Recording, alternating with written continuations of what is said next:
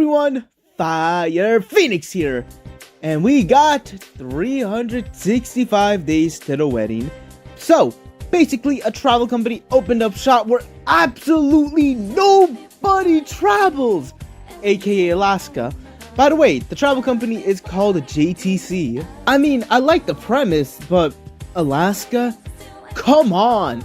No place in Japan is gonna open up shop in Alaska. There is quite literally nothing there. There's just like ice and Bieber. Anyways, shop in Alaska, and obviously somebody within the company has to go because why not? Anyways, the main character does not want to go there, and you know, because he's a loser and he's single. Everyone watching this video is a loser. I know you're single. Go outside. After watching this video, of course. Anyways, the MC's name is Ohara, and he does not want to go. And of course, we get introduced to the name girl named Hanajiji. Hanahiki, what? Hanajiji, whatever, that's not even close. Right, Rika. Okura and Rika meet up one day by chance, and you know, Ohara is gonna quit because there's no shot in hell he's going to Alaska. He tells this to Rika, and she's like, damn, let's get married.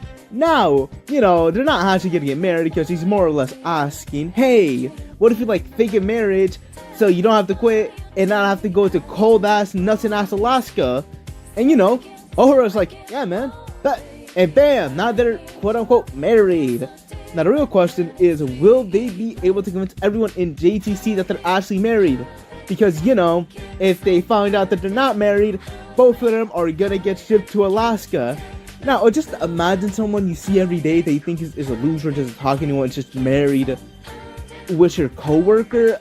Yeah, that's a weird premise, but it works actually, I'm not gonna lie. Now, the review time.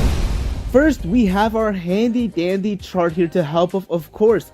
Now, if you know what this chart looks like, it looks like the AP Lang chart that's used in the American system for advanced placement English. Basically, college level English has this chart that we have to take at the end of the year. This is what it looks like. I basically reference it based off of this.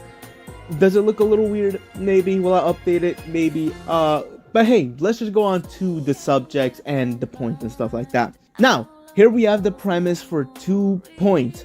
Alright. So if we get a unique premise or a premise I haven't seen in a very long time, then it gets 2 points. Now, if it's kind of used often and I've seen it used a couple of times, it gets 1 point, like any, what's it called? Any, like, ghetto girls or something? What is that thing called? What's that one tag called? It's a gal? Isn't it gal or something? Like, yeah, you know what I'm trying to say, yeah. Anyways, if it's like one of those, like, ghetto girls, you know, like, oh, they get around type of stuff, yeah, it is somewhat used often, so it gets a point for that. That's an example I can think of it. Now, if it's a premise I can describe and somebody can name like 3 different animes, then it gets 0 points. And an example of this is literally any isekai ever made under the sun, with a couple of exceptions. Like, god damn, they're basically the same. Then we have 3.5 points for each the entertainment and quality. Entertainment is if I can actually enjoy myself. Like, I'm not checking how much time there is left. I'm just enjoying the anime for what it has to offer. Quality is whether the characters make sense, like the actions of what they do. Can I understand the reason why an anime character would do this? When a character does something, can I say, yeah, I get why you did that? Now, another part of this is music and animation. Now, I won't really take off points for this, but in order to get a really good score, it must score above in all cases. Lastly, we have sophistication. Now, this one's the hardest to get, and basically we get the motive behind a character and really get to know them. But I'll explain that more once we have an anime that actually has good sophistication, because I'm gonna be honest, this anime does not have sophistication even the slightest bit. Now, this is only 1 point because it's the hardest one to get. Now, I'll say this, 365 days to the wedding is okay at best. The premise does get 2 points, to be honest, it works. I mean, it's a little unrealistic, but it's not too crazy at all. Though, this is where I will state the flaws of this anime. Entertainment is 3. It does pretty good, actually, and I almost have no complaints, except after episode 6 or 7. Holy, I have never seen such a fall off before. I was so happy before episode 7. I had this as an 8.5, and that's a really good score, but after episode like 6 or 7, gee, wow, it just fell off a cliff. Now, I'll explain this later, but before episode 6, we got an introduction to each of the characters, and I actually got a pretty good backstory on them.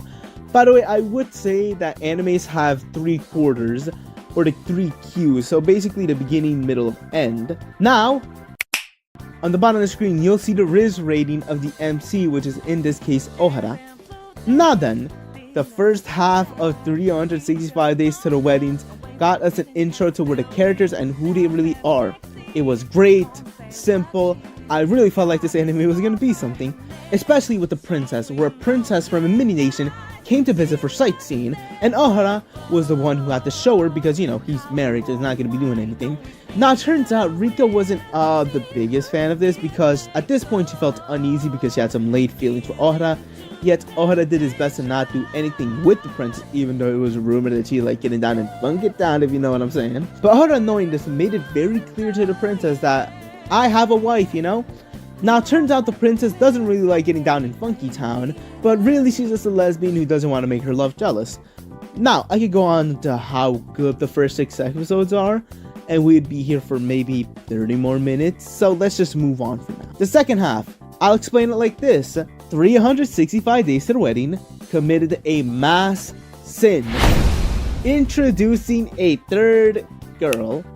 It can be done, right? But oh my god, it is not done here in the slightest. It was like the third girl got introduced, and we all know what happens there. Ruka got jealous and starts questioning what she should do, and Ohara doesn't know any of this because that's what always happens. Now this is where I get pissed. You know what? Ohara had balls. Call my man Ohara Dan Campbell, the big bald man.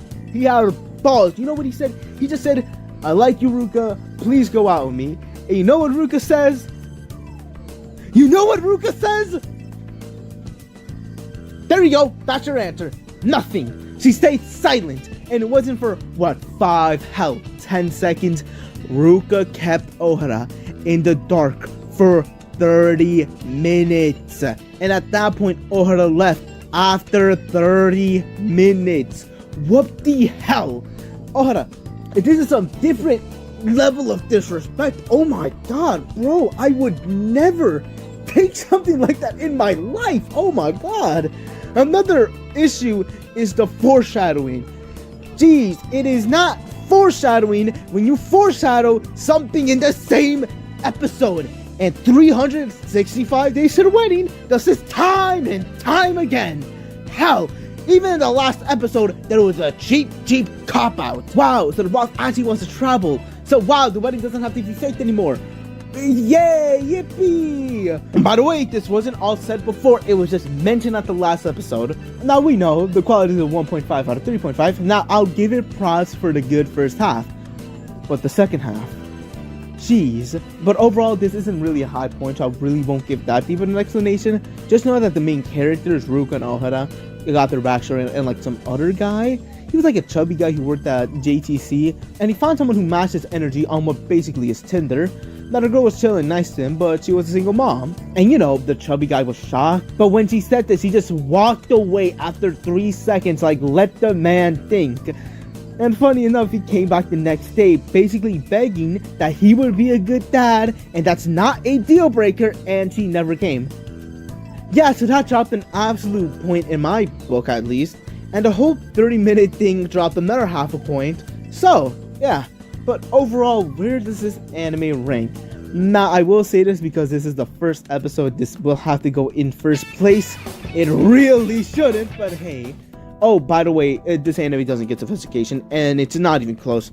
But that's the end of the vid. Please don't leave. I want your watch time, and this will only take around 10 seconds. Like and subscribe if you made it this far into the video. You will like the video if you made it this far. Come on.